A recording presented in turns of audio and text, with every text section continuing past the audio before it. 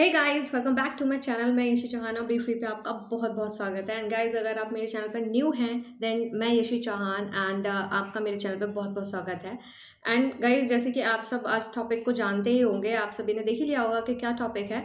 तो गाइस, अभी आज हम बात करने वाले हैं कि मैंने जो IBM में ज्वाइनिंग की है तो उसकी एप्लीकेशन प्रोसेस कैसी थी, मैंने कैसे अप्लाई किया था एंड वो जो पूरी प्रोसेस थी उस प्रोसेस को मैं आज शेयर करने वाली हूँ आप सभी के साथ में। अगर आप फ्यूचर में प्लान कर रहे हैं IBM में या किसी कंपनी में जाने के लिए तो आप इन प्रोसेस को फॉलो कर सकते हैं in order to apply in those companies.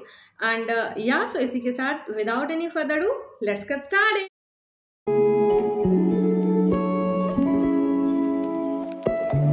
So guys, आप सब पूछ रहे थे कि एप्लीकेशन प्रोसेस कैसे था एंड मैंने कैसे अप्लाई किया था। तो गाइज, मैंने उनके जो करियर वेबसाइट है वहाँ पर अपना फॉर्म फिल किया था। मैंने देखा कि वहाँ पे मेरी प्रोफाइल से related and up to my profile, up to my skills वहाँ पे एक वैकेंसी है। एंड एक नहीं, बहुत सारी वैकेंसीज होती हैं, लोकेशन वाइज होती हैं एंड एक्सपीरियंस वाइज होती हैं। तो जो कुछ वैकेंसीज थी वो मेरी एक्सपीरियंस वाइज बिल्कुल परफेक्टली मैच कर रही थी।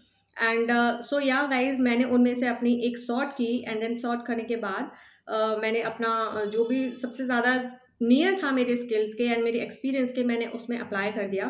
एंड गाइज, जब हम IBM की करियर साइट पे अप्लाई करते हैं तो वहाँ पे बहुत ज़्यादा ज़रूरी है कि हम केयरफुली और थोड़ा टाइम दे के उस फॉर्म को फिल करें। वो थोड़ा लेंदी फॉर्म होता है एंड मैंने देखा है कि एप्लीकेंट्स क्या करते हैं, वो बहुत जल्दी जल्दी सब चीज़ें फिल कर देते हैं। वो अपने स्किल्स अच्छे से नहीं लिखते हैं, वो अपनी एजुकेशन एंड अपने प्रोजेक्ट्स जो उन्होंने बनाए हैं या किसी पे वर्क किया है, किसी पे एक्सपीरियंस है, अपनी इंटर्नशिप्स हैं, वो कुछ भी अच्छे से नहीं फिल करते हैं। एंड जब मैं फ्रेशर थी तो मैं भी नहीं करती थी, इस वजह से मैं बोल रही हूँ। तो गाइज, मैंने इसको अच्छे से फिल किया फॉर्म को, अपने सारे इंटर्नशिप्स, मैंने प्रोजेक्ट्स एंड मेरी प्रीवियस ऑर्गेनाइजेशन थी उसमें मैंने किस चीज़ पे काम किया, किन टूल्स पे काम किया, किस टेक्नोलॉजीज पे वर्क किया एंड मेरा जो प्रोजेक्ट था वो किस चीज़ से रिलेटेड था एंड वो सब मैंने डिटेल्स उसमें फिल की। Then the skill section, skills के लिए कि मेरी क्या क्या स्किल्स हैं एंड मेरा बेस क्या है एंड मेरी जो एक्सपर्टीज़ किस चीज़ में है। तो गाइज, वो सारी चीज़ें आपको अच्छे से लिखनी है एंड उसके बाद अपना प्रॉपर फॉर्म फिल करने के बाद आपको वो सबमिट कर देना है। तो गाइज, जब वो आप सबमिट कर दोगे तो आपके मेल ID पे एक रेफरेंस नंबर आता है, उस रेफरेंस नंबर को आपको संभाल के रखना है। समटाइम्स क्या होता है कि हम लोग क्या करते हैं कि जो मेल्स आते हैं रिवर्ट बैक होते हैं हमारी एप्लीकेशन से रिलेटेड, हम अपना एप्लीकेशन नंबर या रेफरेंस नंबर रखते ही नहीं हैं अपने पास, जिससे कि आगे चल के हमें बहुत ज़्यादा दिक्कत हो जाती है। एंड या तो उस चीज़ को, वो जो रेफरेंस नंबर है वो रेफरेंस नंबर IBM की एप्लीकेशन प्रोसेस में बहुत ज़्यादा इंपॉर्टेंट होता है। एंड अगर नहीं आया तो आप अपना स्पैम फोल्डर एंड चेक कर लें कि शायद उसमें चला गया हो। बहुत बार ऐसा होता है कि हमारे स्पैम फोल्डर में बहुत सारे इंपॉर्टेंट मेल्स भी चले जाते हैं, रिवर्ट हो जाते हैं। सो या उसको भी चेक कर लें एट द सेम टाइम। तो ये तो हमारा हो गया सेकंड पॉइंट। फिर उसके बाद गाइस, जब मैंने ये एप्लीकेशन अपना अप्लाई कर दिया उसके बाद क्या हुआ, उसके बाद मुझे कुछ दिन तक कुछ रिवर्ट नहीं आया था एंड मैं अपना काम कर रही थी, जो भी अपना ऑफिस में वर्क करती थी मैं अपना रेगुलरली वर्क कर रही थी and at the same time मैं अपनी और भी कंपनीज में एप्लीकेशन कर रही थी। मेरे इंटरव्यूज़ और भी कंपनीज में हो चुका था। तो अगर आप जानना चाहते हैं कि मैंने किस किस कंपनीज को क्लियर किया था एंड किन किन कंपनीज से मुझे ऑफर आया था एंड मैंने उन कंपनीज में कैसे अप्लाई किया था या क्या प्रोसेस होती है कंपनीज में अप्लाई करने के लिए या किस कहाँ से हम लोग कर सकते हैं, तो अप्लाई कर सकते हैं एक्चुअली, तो आप मुझे ज़रूर कमेंट सेक्शन में कमेंट करके बताएं, मैं उस पर भी वीडियो ज़रूर बनाऊँ। So guys, after the application process, सारी एप्लीकेशन जब आप कर दोगे तो उसके बाद अगर आपकी जो प्रोफाइल है या आपकी जो एप्लीकेशन फॉर्म था वो अगर सेलेक्ट होता है तो गाइज आपके पास मेल आएगा एंड वो HR की तरफ से होगा या फिर उनकी किधर IBM की टीम की तरफ से होगा। जो मेरे पास मेल आया था वो गाइज HR की तरफ से था एंड उन्होंने मुझे एक लिंक प्रोवाइड किया एंड उन्होंने बोला कि जो मेरी प्रोफाइल थी उससे रिलेटेड ही था, बिल्कुल सेम ही था, बट उन्होंने बोला कि इस फॉर्म को प्लीज़ फिल कर दीजिए। एंड वो भी एक एप्लीकेशन फॉर्म ही था बट वो सेम प्रोफाइल के लिए था एंड मे बी कुछ डिफरेंस होगा बट मैंने देखा वहाँ पे स्किल्स वगैरह सब कुछ सेम थे, तो वो बिल्कुल सिमिलर प्रोफाइल के लिए था। मे बी उन्होंने वहीं से ही सॉर्ट किया हो। तो मेरे पास वो मेल आया कि आप इस फॉर्म को फिल कर दीजिए एंड आपको एक रेफरेंस नंबर आएगा, वो प्लीज़ मेरे साथ शेयर कर देना आप। तो मैंने फिर अगेन फॉर्म फिल किया, न्यू फॉर्म जो था वो फॉर्म फिल किया एंड उसके बाद जब सिलेक्शन मेरा हुआ था तब उन्होंने मुझसे रेफरेंस नंबर मांगा था। तो रेफरेंस नंबर मांगने के बाद उन्होंने मेरी फिर ऑन कॉल उनसे बात हुई थी। तो गाइज़ यहाँ पर भी एक चीज़ नोट करने वाली है कि जब भी आप मेल का रिवर्ट करें, अच्छे से मेल का रिवर्ट करें, ज़्यादा फालतू की चीज़ ना लिखें, टू द प्रिसाइज नोट्स लिखें, प्रिसाइज लाइन्स हो आपकी। एंड आप अपने कॉन्टैक्ट डिटेल्स ज़रूर लिखें, वहाँ पे अपना मोबाइल नंबर आप ज़रूर दे दें, ताकि अगर वो आपको रीच आउट करे, एचआर या कोई भी पर्सन रीच आउट कर रहा है तो वो आपको डायरेक्टली रीच आउट कर सकता है आपके मोबाइल पर। तो गाइस मैंने अपना मोबाइल नंबर दे रखा था वहाँ पे। तो मुझे एचआर का कॉल आता है, कॉल आने के बाद वो मुझसे बातें करती हैं, मेरी स्किल्स के बारे में पूछते हैं। It's just like a interview. And उन्होंने बहुत सारी चीज़ें मुझसे पूछी, मेरी एक्सपर्टीज़ पूछी। तो गाइस यहाँ पे बहुत ज़्यादा इंपॉर्टेंट है कि आप फंबल ना करें। वो आपसे आपका इंट्रो लेगी, आपके प्रीवियस ऑर्गेनाइजेशन के बारे में पूछेंगी, आपकी बहुत सारी चीज़ें पूछेंगी एंड स्पेशली आपकी वो सैलरी पूछेंगी। तो अगर आप सैलरी को अपना स्पेसिफाइड नहीं बताना चाहते हैं तो आप उसको अपनी एक रेंज में बता सकते हैं। आप स्पेसिफिक सैलरी ना बताएं, अदरवाइज आपको हाइक लेने में बहुत प्रॉब्लम होगी। आपका जब पूरी बातें हो जाती हैं, आपका इंट्रो लेती हैं, वो आपकी स्किल्स पूछते हैं, आपकी प्रीवियस ऑर्गेनाइजेशन, आपका एक्सपीरियंस एंड आपकी एक्सपर्टीज किस में है। एंड कभी कभी गाइज आपसे क्वेश्चंस भी वो पूछ लेती हैं कि अगर मान लो आप एक डेवलपर हैं तो आपसे कुछ भी पूछ लेती हैं वो, जैसे कोई जावा टेक्नोलॉजी है तो जावा पे आपसे कुछ क्वेश्चंस पूछ लेंगी, ऊप्स के कॉन्सेप्ट पूछ लेंगी, कुछ भी बेसिक पूछ लेंगी। तो आप उस चीज़ के लिए भी प्रिपेयर रहें कि आपको वो चीज़ें आती हों। एंड तो मुझसे ऐसा कुछ नहीं पूछा था, बट मेरी स्किल्स पूछी थी, मैंने अपनी एक्सपर्टीज़ उनको बताई कि मेरी एक्सपर्टीज़ इतनी है। एंड वो आपसे आपकी एक्सपेक्टेशंस पूछेंगे कि regarding salary, what's your expected salary that you are looking for. तो आप अपनी एक्सपेक्टेशंस उनको बता सकते हैं कि मेरी इस चीज़ में एक्सपर्टीज़ है and up to the market standards मुझे इतना मिलना चाहिए एंड मुझे इतना चाहिए। तो आप ऐसे करके नेगोशिएशन कर सकते हैं इनिशियल स्टेज पर। सो गाइज आफ्टर दिस आप या तो वो आपसे बोलेंगे we will revert back to you. And अगर वो आपसे ऐसे बोलते हैं कि 50-50 हो जाता है मामला, तो यहाँ पे वो क्या करते हैं, वहाँ पे वो आपसे रिवर्ट बैक फिर नहीं करते हैं। एंड अगर वो आपको प्रोसीड करना चाहते हैं तो वो मे बी उसी इनिशियल कॉल जो आपकी होगी उसी के एंड में आपसे आपके इंटरव्यू डेट्स के लिए पूछेंगे कि अच्छा आप किस दिन अवेलेबल हैं एंड आपकी इंटरव्यूज डेट कब के लिए शेड्यूल की जाए। तो गाइज यहाँ पे एक नोट करने की बात ये है कि हम कब जब भी इंटरव्यू के लिए कॉल आती है तो हम क्या करते हैं, हम बहुत जल्दी करते हैं और हम 1-2 दिन की ही डेट दे देते हैं जल्दी से। तो आप मैं सजेस्ट करूँगी कि ना ज़्यादा देर में और ना ज़्यादा पहले, आप तुरंत कल परसों की ना देके आप 2 दिन का 3 दिन का गैप लेके आप अपनी इंटरव्यूज डेट शेड्यूल करें, ताकि आपको वो 3 दिन या 2 दिन आपको प्रिपरेशन का टाइम मिल जाए। आप रिवीजन कर लें अपना जो भी इंपॉर्टेंट टॉपिक्स हैं या रिलेटेड आपने जो भी रिज्यूम में फिल किया है।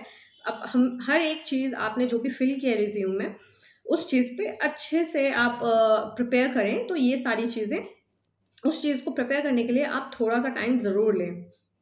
मैंने भी ऐसे ही किया।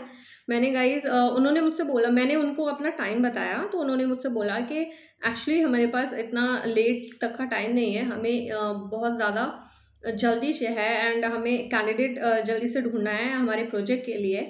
तो इस वजह से क्लाइंट की रिक्वायरमेंट है कि हमें जल्दी से कोई ना कोई कैंडिडेट चाहिए एंड आपकी स्किल्स जो हैं एंड आपका एक्सपीरियंस परफेक्टली मैच करता है। तो इस वजह से तो फिर गाइज मैंने एक दिन छोड़ के नेक्स्ट डे का मैंने अपना इंटरव्यू शेड्यूल कर दिया।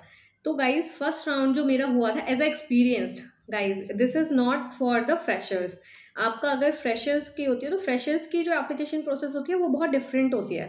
तो आप अगर वो जानना चाहते हैं तो please comment down below, because मैंने जब मैं अपनी कॉलेज में थी 4th ईयर में, तो मैंने IBM की एप्लीकेशन प्रोसेस की थी एंड उसमें भी मैं इंटरव्यू राउंड तक गई थी, बट लास्ट में ड्यू टू सम रीज़न नहीं हो पाया था। वो रीज़न भी मैं आपको एंड में बताऊंगी जब मैं वो वीडियो बनाऊंगी, अगर आप कमेंट करते हैं तो।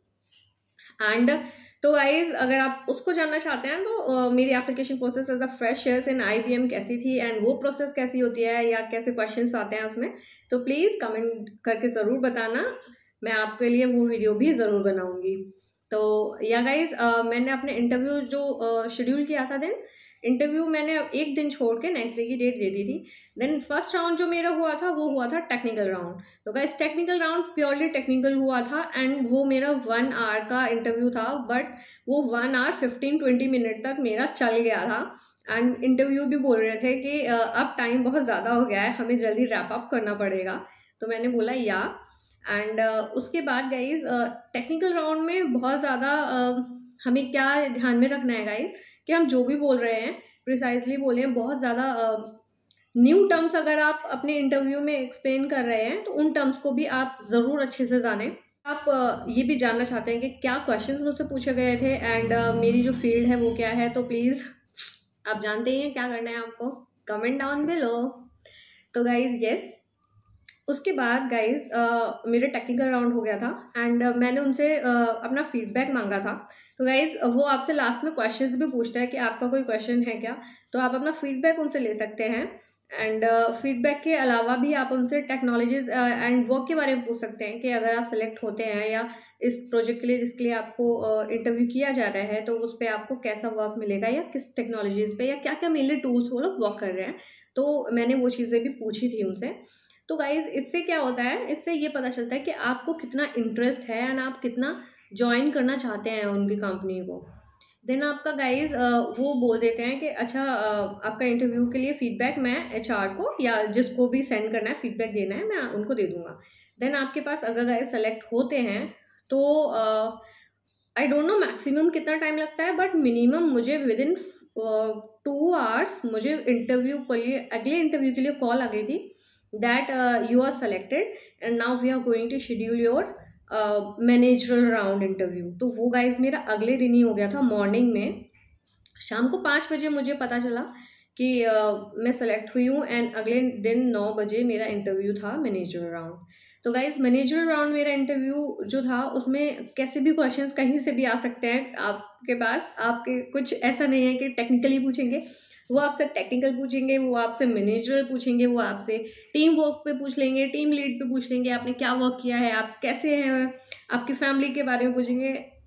कहीं से भी कुछ भी उठा के आपके पास आ सकता है एंड आपको उसके लिए आपको अच्छे से प्रिपेयर होना है। गाइज मैनेजर राउंड भी मेरा ऑलमोस्ट 1 आवर का था एंड वो गाइज 1 आवर मेरा इतना लंबा था, मुझे इतना लंबा लगा बिकॉज ऑफ दैट।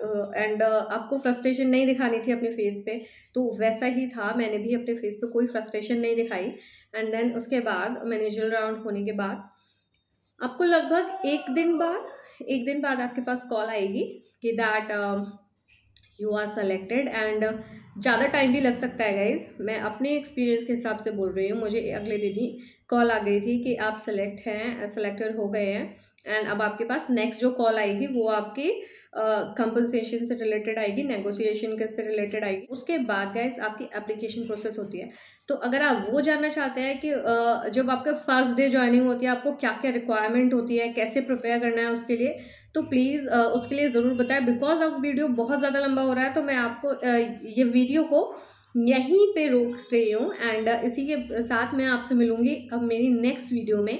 एंड आपको ये जो प्रोसेस पूरा था अगर पूरा अच्छे से समझ आया है तो please hit the like button, share करें एंड गाइस चैनल को सब्सक्राइब ज़रूर कर दें, क्योंकि अब मैं जो कंटेंट लाने वाली हूँ तो वो गाइस कुछ रिलेटेड ऐसे ही लाने वाली हूँ बिकॉज मेरी फील्ड भी यही है एंड इस वजह से एंड ये थोड़ा इन्फॉर्मेटिव भी हो जाता है। तो अगर आप इन चीज़ों में इंटरेस्टेड हैं तो please do like share comment and subscribe to my channel and hit the notification bell. And इसी के साथ as I always say be free and spread happiness, खुश रहें, खुशियाँ फैलाते रहें। So till then take care and bye bye.